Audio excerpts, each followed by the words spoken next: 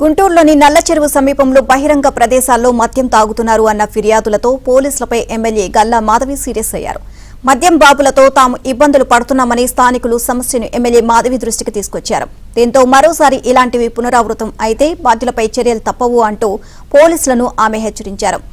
ఇకపై స్థానికులు కూడా ఇలాంటి అసాంఘిక కార్యకలాపాలపై వీడియో తీసి పంపాలని గల్లా మాధవి సూచించారు.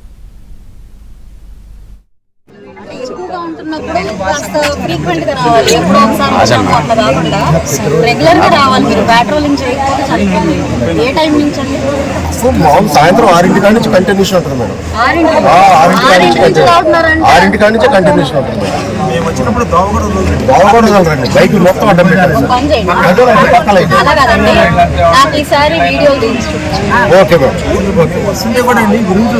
కాదండి, నేను మిమ్మల్ని వాళ్ళని కదిలించమన్ను అడగమన్ను ఏం చెయ్యొద్దు. జస్ట్ మీరు వచ్చేటప్పుడు వెళ్ళేటప్పుడు నాకు అదొక వీడియో పిక్చర్ తీయండి, లేదా ఫోటోలు వీలైతే ఫోటోలు తీయండి. మీరు ఇబ్బంది పడుతుంది కానీ అది తీసుకున్నాను. ఓకేనండి, నేను గ్రూప్ వర్క్ చేస్తాను కాబట్టి మీరు మీరు చూడండి. నాకు వన్స్ ఇక్కడ నుంచి ప్రూఫ్ ఇలాగే వచ్చింది, టైమింగ్స్ తో సహా వస్తాయి.